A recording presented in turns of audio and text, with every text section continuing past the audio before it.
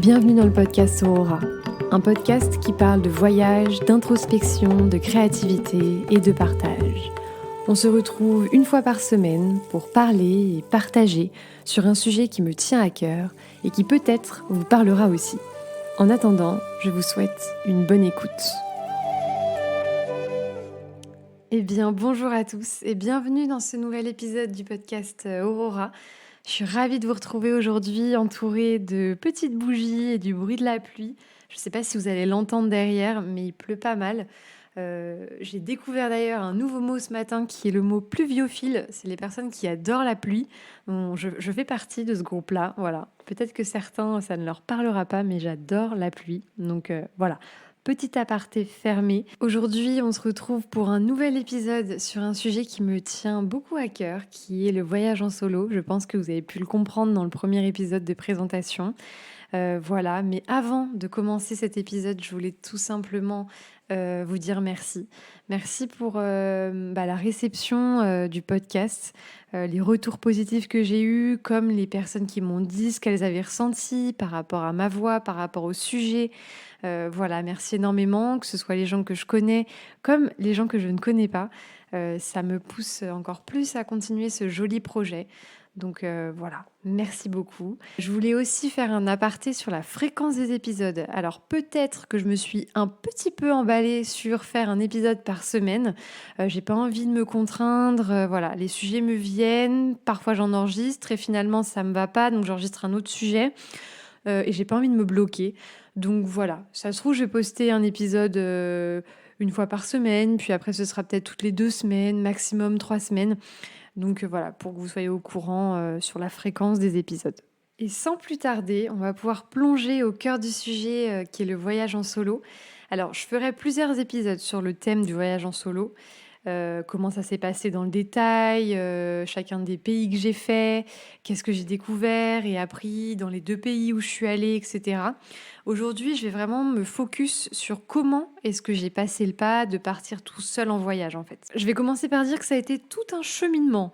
Ça a été plein d'embûches dans ma tête. Et si je peux vous partager mon expérience pour vous aider à vous lancer tout en étant sécure, c'est avec plaisir et c'est pour ça que je le fais. Pour remettre dans le contexte, je suis partie donc 2 fois en voyage en solo avec mon sac à dos.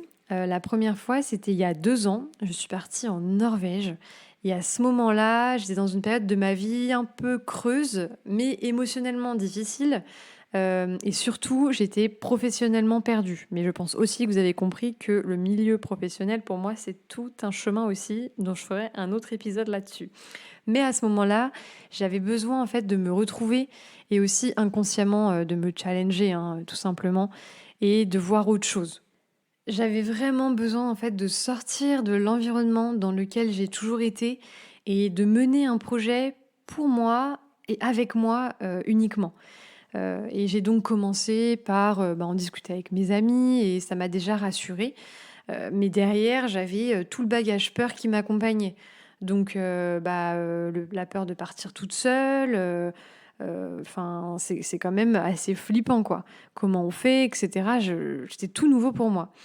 Et j'ai commencé à chercher sur internet, tout simplement, je me souviens, j'ai noté, pays le plus safe de l'Union européenne, parce que j'étais jamais sortie de l'Union européenne avant, donc je voulais quand même rester dans l'Union européenne.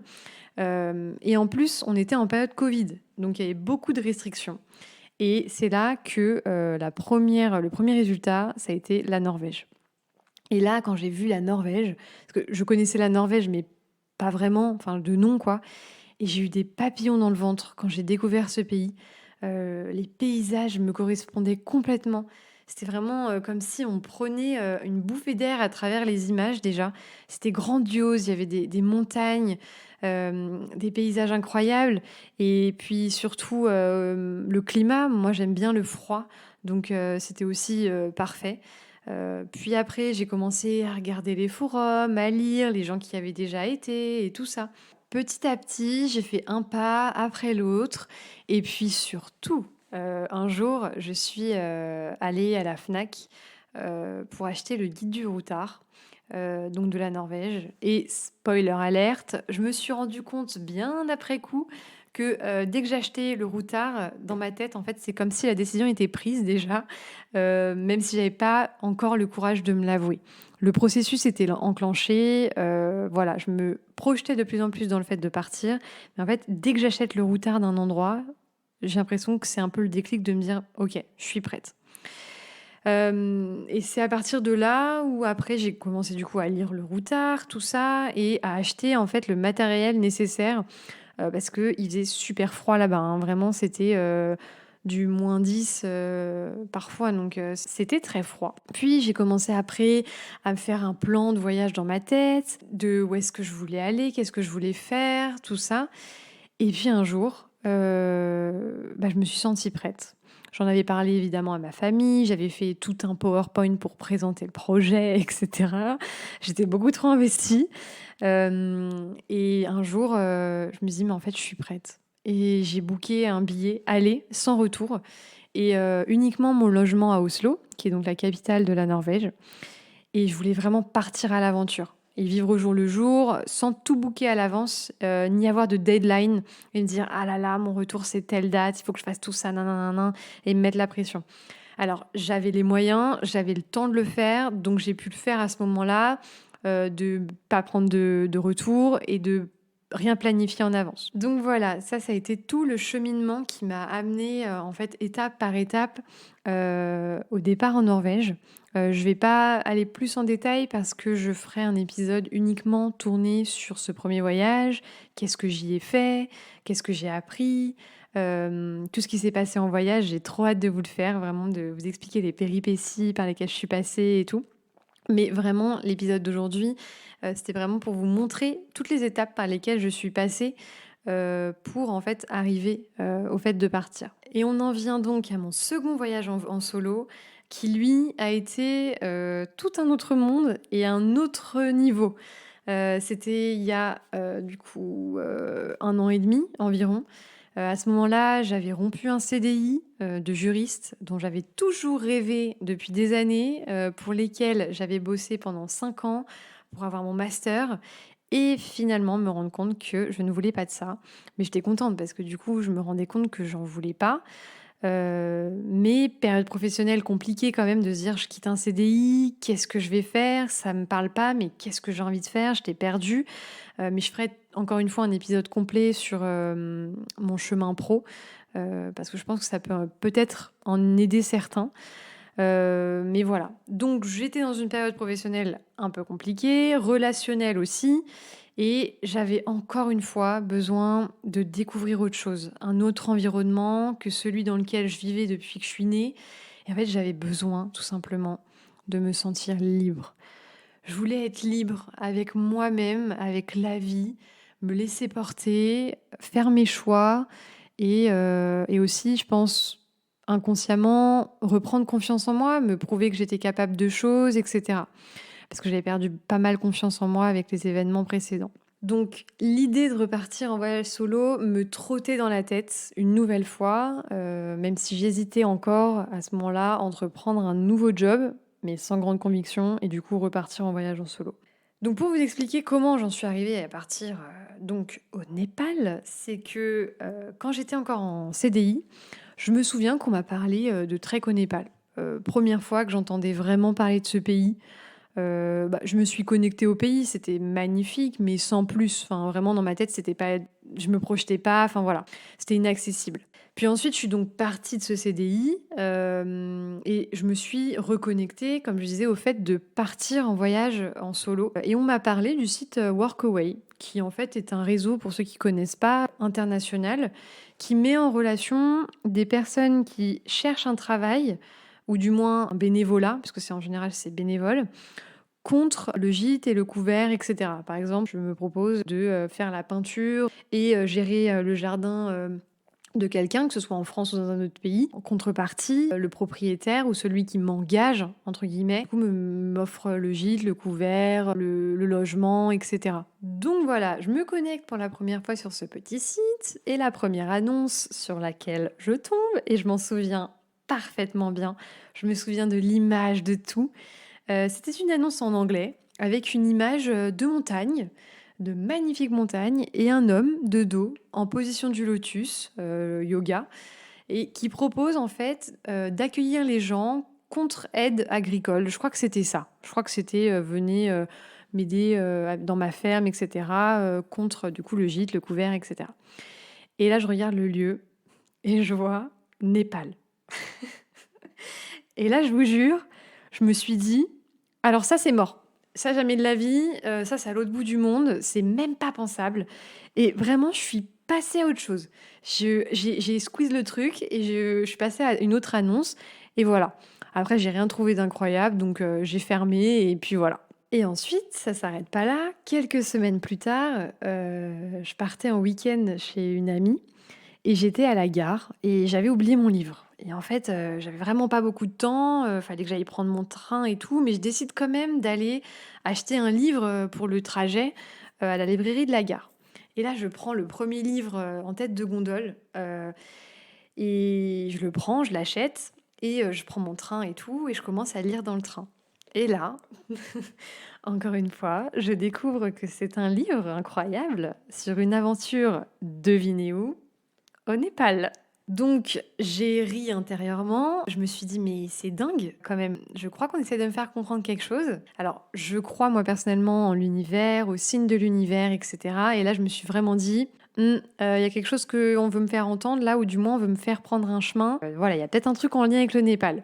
Bref, spoiler, j'ai adoré ce livre qui est devenu aujourd'hui un best-seller et qui est très connu, qui est Kilomètre Zéro de Maud Ankawa. Je vous laisse, si ça vous intéresse, le lire. C'est un livre incroyable sur une épopée au Népal, dans l'Himalaya, dans les Annapurna. La rencontre d'un Sherpa, génial. Enfin voilà, je vous le conseille vivement. Et ce livre, en fait, a complètement résonné en moi. C'est exactement ce dont j'avais besoin et ce dont j'étais en quête intérieurement. Donc évidemment, j'ai mangé ce livre en l'espace de quelques semaines et je me suis encore plus connectée au Népal. Et puis un dernier petit signe pour la route, quelques semaines plus tard, je me baladais avec une pote dans notre village.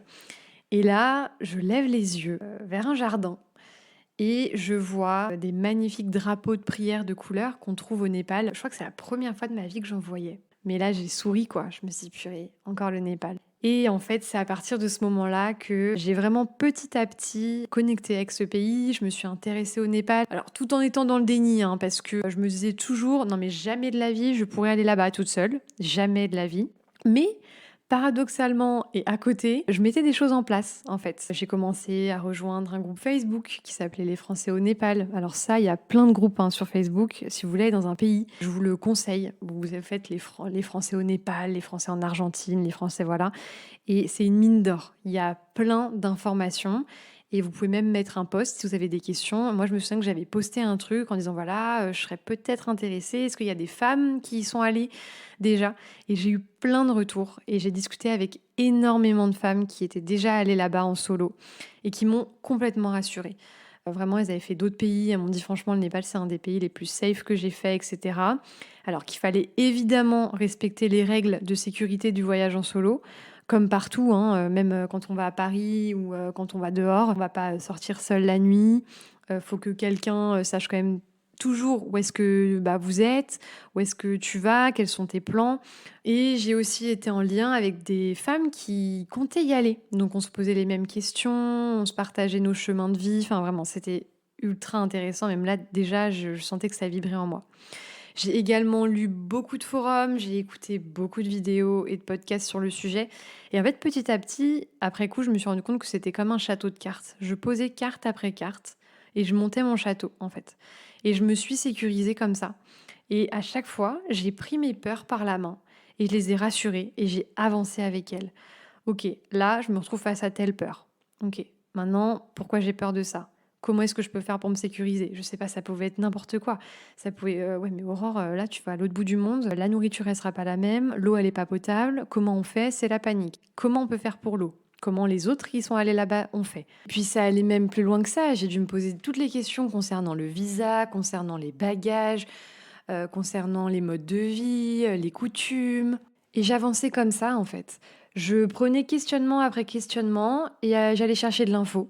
Et puis petit à petit, j'avançais.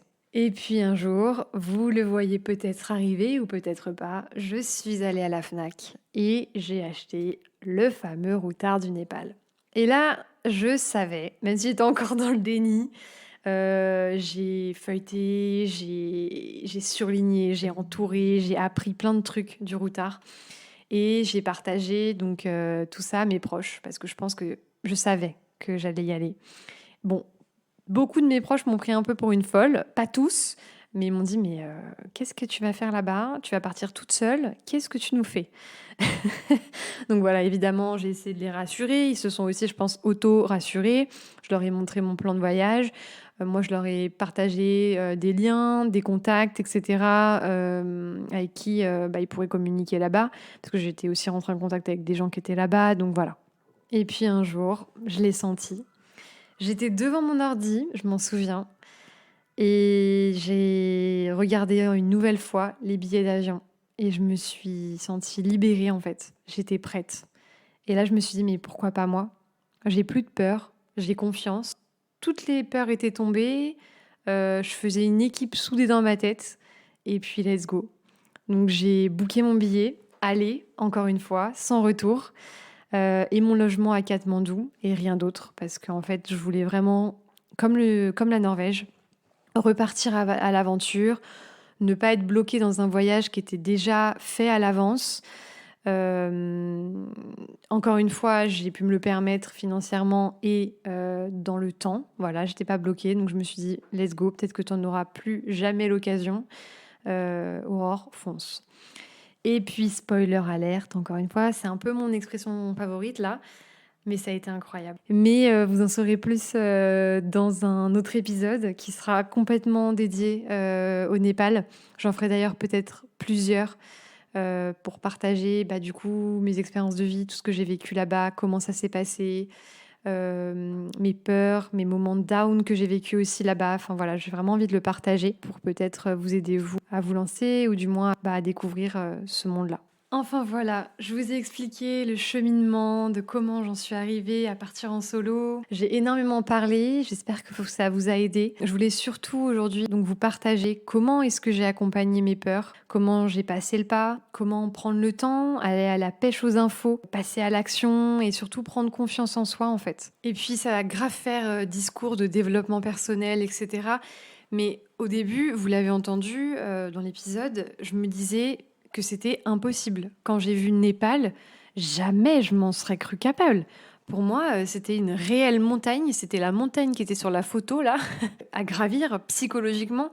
Et j'avais d'ailleurs complètement fermé la possibilité avant même d'y réfléchir. Et c'est vraiment ce que je voulais partager à travers cet épisode aujourd'hui avec vous. C'est que si vous sentez que quelque chose vous appelle, mais que ça a l'air impossible ou trop ambitieux, trop grand, trop quelque chose, j'aime pas ce mot trop, mais écoutez ça en fait. Que veulent dire vos peurs? Comment est-ce que vous pourriez les rassurer? Est-ce qu'elles vous avertissent d'un danger? Est-ce qu'elles sont rationnelles? Prenez un papier et écrivez-les, faites des schémas, des dessins, je sais pas. Écoutez ça et puis rassurez-les une par une en allant chercher de l'information.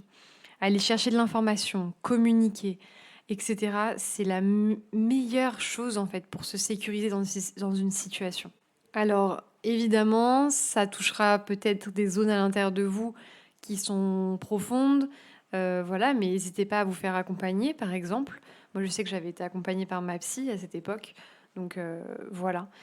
Et ce que je dis là, c'est encore une fois applicable au projet de voyage à l'autre bout du monde ou à 2 heures de chez vous, comme dans d'autres projets professionnels, relationnels, etc., hein. Je me rends vraiment compte que ce que je suis en train de dire, ça fait grave meuf de développement personnel, en mode allez-y, c'est jamais trop, trop. Non, non, non. Mais en fait, je voulais vraiment partager avec vous un apprentissage que j'ai eu grâce à mes voyages et qui m'aide énormément aujourd'hui, même si j'ai d'autres peurs et que mes peurs sont toujours là, mais j'essaye d'avancer avec elles. Et j'ai appris que de faire ça, ça a créé des choses vraiment magnifiques. Et puis aussi, je me suis rendu compte qu'elles sont absolument nécessaires, ces peurs, en fait. Il faut pas se mettre en danger, il faut s'écouter et il faut surtout discerner la peur qui va vous freiner et vous empêcher de vivre des aventures qui pourraient être incroyables, de la peur qui est rationnelle, qui vient vous protéger comme un instinct animal. Si vous êtes dans une situation qui est dangereuse, votre instinct, votre cerveau, hop, il va vous faire fuir rapido. Et ça, c'est une peur qui est nécessaire. La peur qui va vous freiner, elle est aussi nécessaire, mais elle va vous inviter à rentrer à l'intérieur de vous pour régler certaines choses et déclencher des nouvelles expériences incroyables. Donc voilà, c'est pas les mêmes peurs, mais en tout cas, les deux, il faut les écouter et c'est ce qui va vous permettre d'avancer et de créer des choses incroyables, quoi. Ça va faire presque 18 minutes que je parle. Je vais bientôt m'arrêter là, mais je voudrais juste ajouter en dernier lieu, pour ceux à qui ça parle, de regarder autour de vous.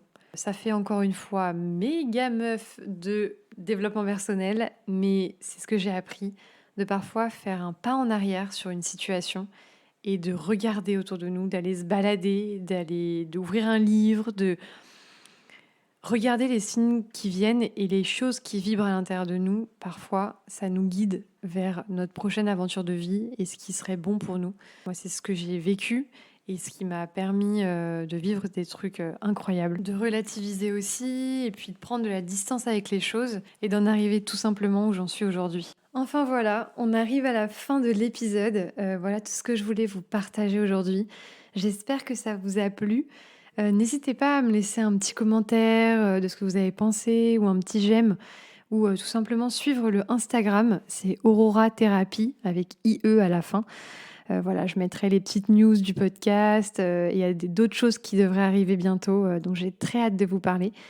Donc voilà, on se retrouve bientôt, je l'espère. Et puis en attendant, prenez soin de vous et puis faites-vous confiance. Et puis moi, je vous fais plein de bisous.